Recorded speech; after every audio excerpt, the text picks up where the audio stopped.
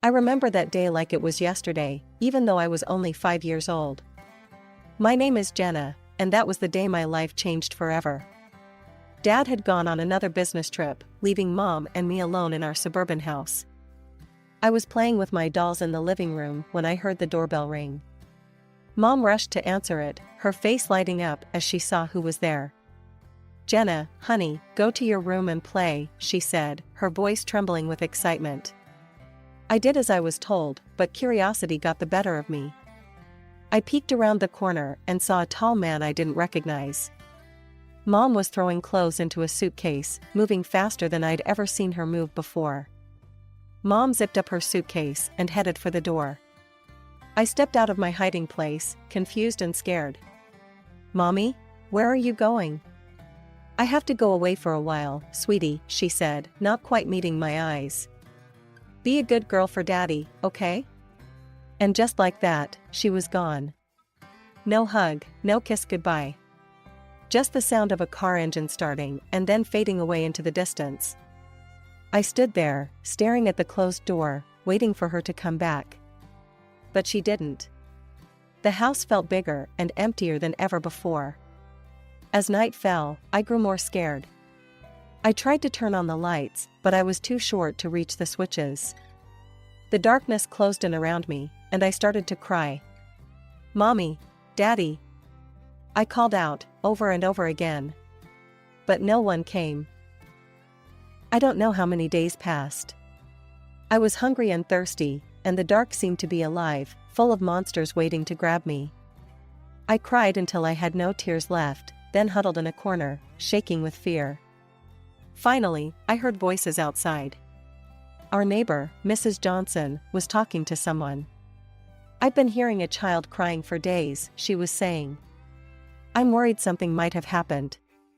The door burst open, and suddenly the house was full of people.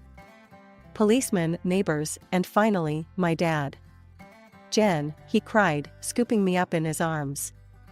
"Oh God, Jenna, I'm so sorry." I clung to him, sobbing with relief. Over his shoulder, I saw a policeman holding a piece of paper. "Mr. Anderson," he said gravely.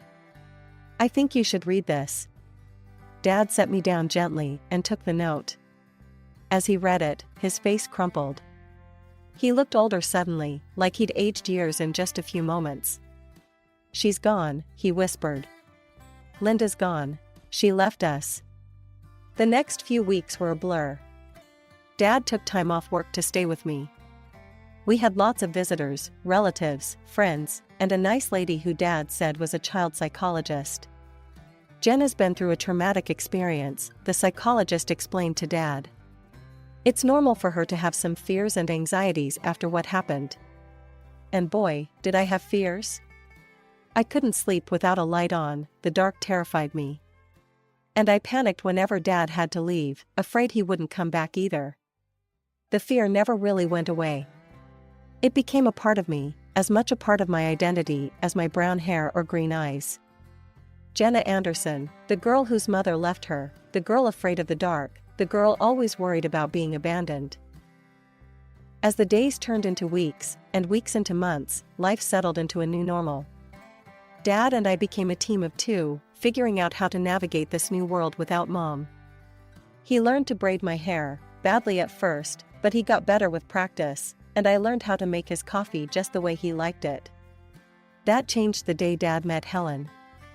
I was 7 years old when Dad introduced me to her. Helen had kind eyes and a warm smile that made me feel instantly at ease. Over the next few weeks, Helen became a regular presence in our lives. She didn't try to replace my mom, something I appreciated more than I could express. Instead, she carved out her own space in our little family. One day, I overheard Dad talking to her on the phone. "I think it's time, Helen. Will you move in with us?" Helen moved in a week later. She didn't try to be my mom, but she became something just as important, a friend. She helped me with my homework, braided my hair much better than Dad ever could, and always made sure there was a nightlight in my room. As the years passed, our lives changed in other ways too. Dad's company took off, and suddenly we were moving to a big new house in a fancy neighborhood. I got my own room with a walk-in closet and a view of the backyard pool. But some things didn't change. I still slept with a nightlight. I still worried every time Dad went on a business trip. And sometimes, late at night, I'd catch Dad looking at old photos of Mom. My 10th birthday started like any other day. I woke up to the smell of pancakes, Helen's special birthday tradition for me. Dad was home from work, and we were planning a small party later. Everything seemed perfect. Then the doorbell rang. As I walked into the living room, I froze. Standing there, looking older but unmistakable, was my mother. And next to her was a little girl, about 5 years old, clutching a teddy bear and looking around wide-eyed. "Linda," Dad said, his voice tight. "What are you doing here?" Mom took a deep breath. "Tom, I'm so sorry. For everything. I know I have no right to be here, but..." She gestured to the little girl. "This is Emma. She's your daughter." The room went silent. I felt like I couldn't breathe. Dad's face went through a range of emotions: shock, anger, disbelief, and then, something else. "My daughter?" he repeated. Mom nodded. "I was pregnant when I left. I didn't know then, I swear. Tom, I've made so many mistakes. I'm not asking you to forgive me, but Emma, she deserves to know her father." I watched as Dad knelt down to the little girl's level. "Hi Emma," he said softly. I'm your dad." Emma looked up at him shyly. "Hi," she whispered. As Dad talked to Emma, I noticed Helen standing in the doorway, her face pale. She turned and walked away quickly. I wanted to follow her, but I felt rooted to the spot. The next few hours were a blur.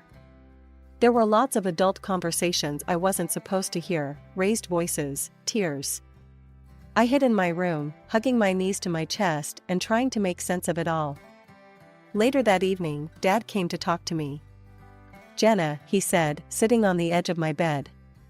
"I know this is a lot to take in. Your mom, she's made some big mistakes. But Emma, she's innocent in all this. She's your sister. I've decided to give your mom another chance. For Emma's sake." The next day, I watched from my window as Helen packed her car. She looked up and saw me watching. With tears in her eyes, she waved goodbye. I waved back, feeling like a part of me was leaving with her. Mom and Emma moved in that same day. Emma took the guest room, and Mom took her old place in Dad's room. It felt wrong, like she was erasing the last 5 years as if they never happened. The years that followed were complicated.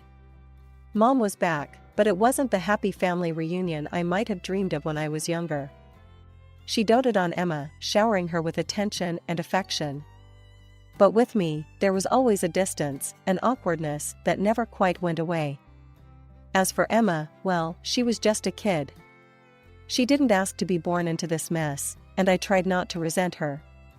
But it was hard, especially when I saw how easily she fit into Mom and Dad's life, in a way I never seemed to. By the time I turned 18, I was more than ready to leave for college. I had chosen to study zoology. Animals had always been easier for me to understand than people. They didn't judge, didn't have complicated emotions or messy family histories. They just were. The day I left for college was bittersweet. Dad hugged me tight, his eyes misty. "I'm so proud of you, Jenna," he said. "You're going to do great things." Mom gave me an awkward pat on the shoulder. "Good luck," she said, her smile not quite reaching her eyes. Emma, now 13, rolled her eyes. "Finally get my own room," she muttered. I pretended not to hear her, focusing instead on Dad's warm embrace. College was freeing. For the first time, I was away from the tension at home, the constant reminder of my complicated family situation. I threw myself into my studies, finding solace in the world of animals and nature. But even as I excelled academically, I struggled socially. Years of feeling like an outsider in my own family had left their mark. I was quiet, reserved, always afraid of getting too close to people. What if they left, like Mom had? What if they replaced me, like Emma seemed to have done? Instead, I found comfort in the college's small zoo. I volunteered there in my spare time, caring for the animals. There was a particularly grumpy old llama named Larry who became my favorite. He didn't like most people, but he seemed to tolerate me. The years at college flew by, and before I knew it, I was graduating. As I stood in my cap and gown, diploma in hand, I scanned the crowd. Dad was there, beaming with pride. Mom and Emma were there too, clapping politely. "Congratulations, Jenna," Mom said stiffly. "Your father and I have been talking, and, well, we think it's time you started looking for your own place. You know, spread your wings." I felt like I'd been punched in the gut. I looked at Dad, hoping he'd contradict her, but he just looked away, his expression pained. "Right," I said, trying to keep my voice steady. "Of course. I'll start looking right away." The days following my graduation were tense. I was back in my childhood home, but it felt anything but welcoming. Dad tried his best to make me feel comfortable, but Mom and Emma made it clear that I was an unwanted guest. "Jenna, have you started looking for jobs yet?" Mom would ask over breakfast, her tone falsely sweet. "You know, it's important to get your foot in the door early." Emma would chime in, "Yeah, and maybe you could find your own place too. It's getting kind of cramped around here." Nights were the hardest. I still needed my nightlight to sleep, a fact that didn't escape Emma's notice. One evening, as I was getting ready for bed, she barged into my room. "Seriously?" she scoffed, pointing at my nightlight. "You're 22 and you still need that? No wonder you don't have any friends." I felt my cheeks burn with shame. "Leave me alone, Emma," I muttered. But Emma wasn't done. At dinner the next day, she brought it up again, this time in front of everyone. "Hey, Mom, Dad," she said, her voice dripping with mock concern. "Don't you think Jenna should see a therapist or something? I mean, she's an adult who's afraid of the dark and can't make friends. That's not normal, right?" I felt something snap inside me. Years of pent-up hurt and anger came flooding out. "You want to know why I'm like this, Emma?" I said, my voice shaking. "It's because when I was 5, my mother left me alone in a dark, empty house for days. Do you have any idea what that does to a child?" The table went silent. Dad looked down at his plate, his face a mask of guilt and pain. Mom's eyes widened in shock, then quickly filled with tears. "How dare you?" she cried, her voice rising dramatically. "How can you be so cruel and vindictive? I've tried so hard to make amends, to be a family again, and this is how you repay me?" As Mom continued her tearful tirade and Emma smirked triumphantly, I realized something: I couldn't live here anymore. This wasn't my home, and these people, they weren't my family. Not really. From that day on, I threw myself into job hunting with renewed vigor. Then, finally, a glimmer of hope. I had an interview scheduled at a small wildlife rehabilitation center. It wasn't glamorous, but it was a start. I left the house that morning, feeling cautiously optimistic. But when I arrived, I found a hastily scribbled note on the door. "Interviews canceled due to unforeseen circumstances. We apologize for the inconvenience."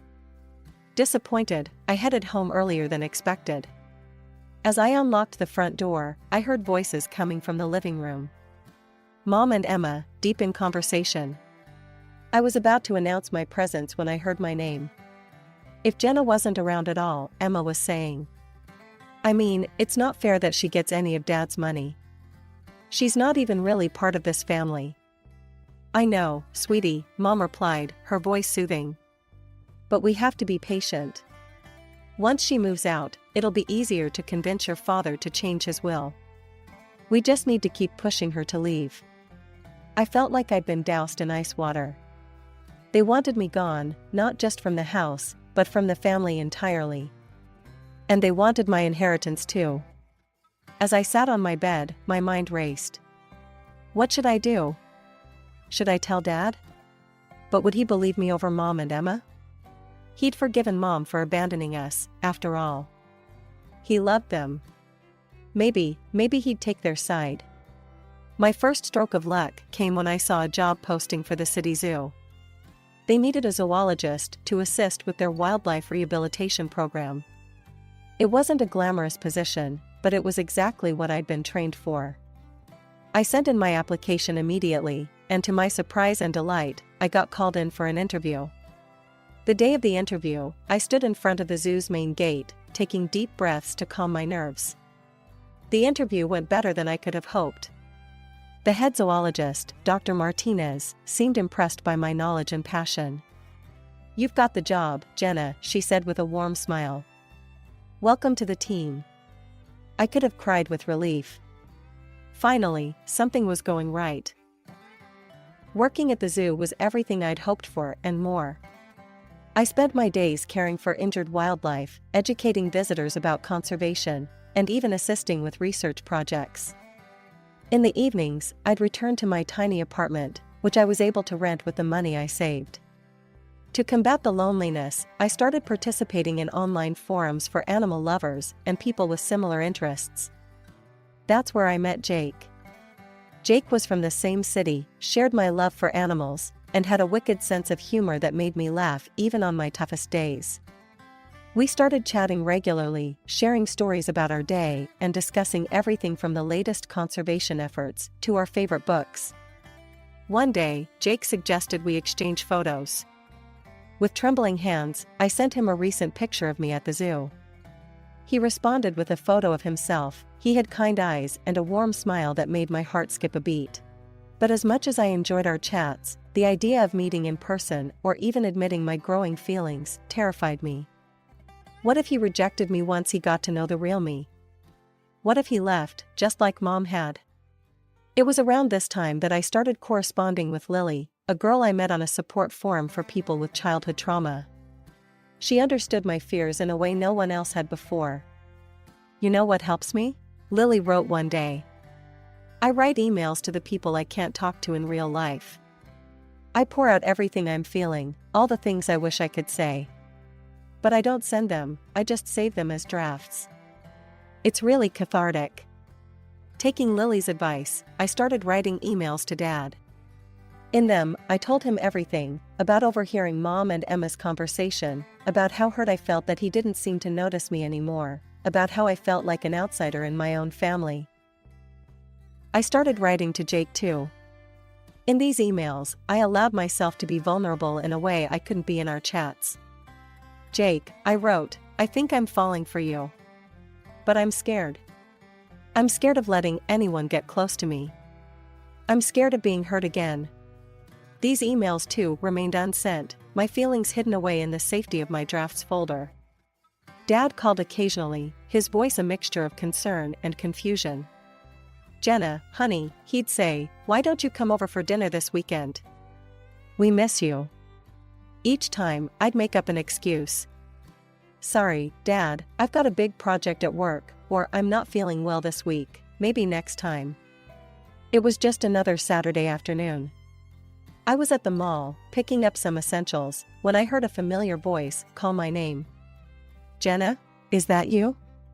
I turned around and there she was, Helen, my former stepmother.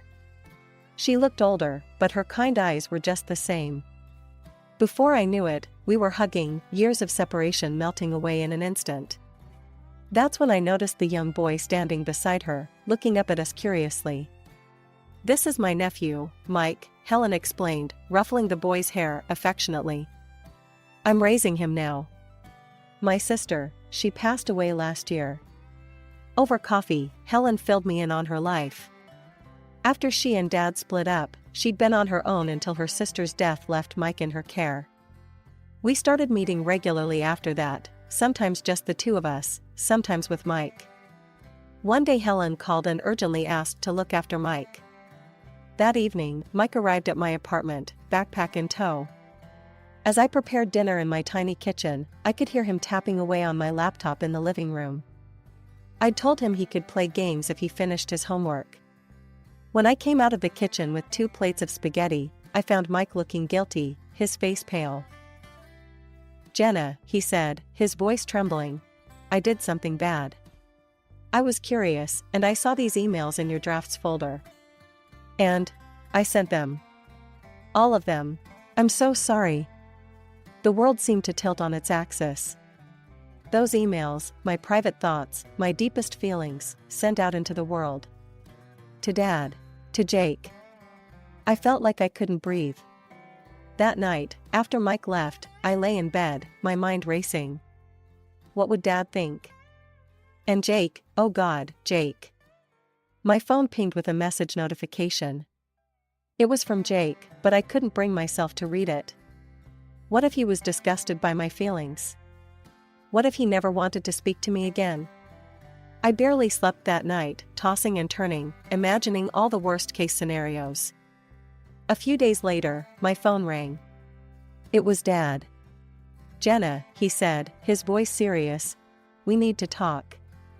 Can you meet me at the cafe near your old high school?" My heart pounded as I sat across from Dad in the small cafe. He looked tired, his face etched with lines I hadn't noticed before. "I got your emails," he said quietly. "Jenna, I had no idea you were feeling this way. About your mother, about Emma, about everything." I couldn't meet his eyes, shame and fear warring inside me. "Jenna, look at me," Dad said, his voice gentle but firm. I looked up, surprised to see tears in his eyes. "I love you. More than anything in this world. I'm so sorry I made you feel like you weren't important to me. That was never, ever my intention." We talked for hours, really talked, in a way we hadn't in years. About Mom's return, about Emma, about how I'd felt pushed aside and forgotten.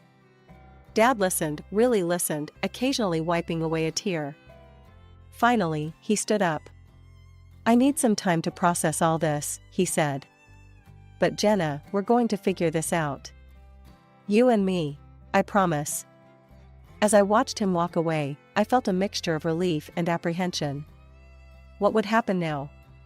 But I didn't have much time to dwell on it because my phone rang again. It was Jake. "Jenna," he said, his voice warm. "I got your email. And I feel the same way.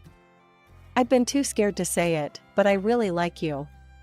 Would you like to meet for coffee?" My heart soared.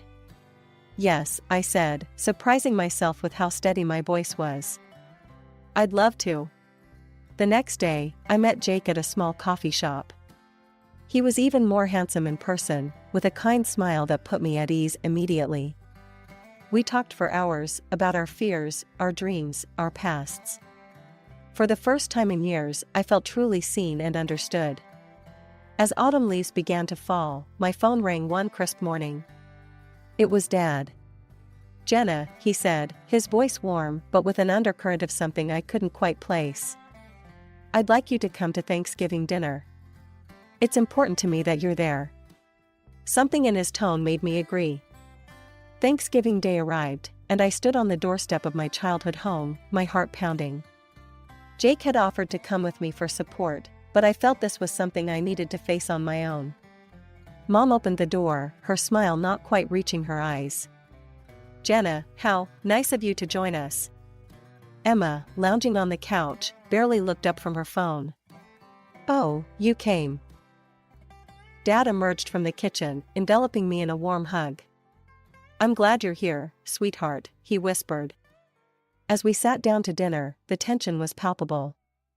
Mom and Emma exchanged glances, their smiles strained and artificial. Dad, however, seemed oddly calm. Just as Mom began to serve the turkey, Dad cleared his throat. "Before we begin, there's something we need to discuss." He reached down beside his chair and pulled out a thick manila folder. Dad began pulling out documents, laying them on the table. "Linda, Emma, I've known for a while that something wasn't right. So I did some investigating." He held up a bank statement. "First, I discovered regular withdrawals from our accounts that I didn't make. Quite substantial amounts, in fact." Mom's face paled. Emma suddenly found her plate very interesting. Then, Dad continued, pulling out another document. I hired a private investigator. Linda, he provided photographic evidence of your encounters with a certain gentleman at the Rosewood Hotel. Mom gasped, her hand flying to her mouth.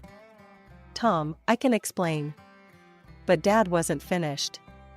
He pulled out one final document, his hand shaking slightly. And finally, I had a DNA test done. Emma isn't my biological daughter. The room fell silent. Emma's phone clattered to the floor. Mom looked like she might faint. I've already spoken to my lawyer, Dad said, his voice steady despite the emotion in his eyes. Linda, I'm filing for divorce. And I'm afraid I'll have to ask both you and Emma to leave this house. Mom found her voice, anger replacing shock. You can't do this. I'll take you for everything you've got. Dad's expression hardened. Actually, Linda, you won't. If you try to claim any property, I'll countersue for fraud and demand repayment of all the money you've taken, plus what I've spent raising Emma. My lawyer assures me I have a very strong case. Tears streamed down Mom's face as the reality of the situation sank in. Emma sat in stunned silence, her world crumbling around her. In the days that followed, Mom and Emma moved out. Dad and I began to rebuild our relationship, stronger than ever before. We had weekly dinners, long talks, and even started planning a father-daughter road trip. One day, over coffee, Dad hesitantly brought up Helen. I've been thinking a lot about the past, he said. About the mistakes I made. I reached out to Helen to apologize. We've been meeting for coffee, talking things through. I smiled, genuinely happy for him. That's wonderful, Dad. Helen is an amazing woman.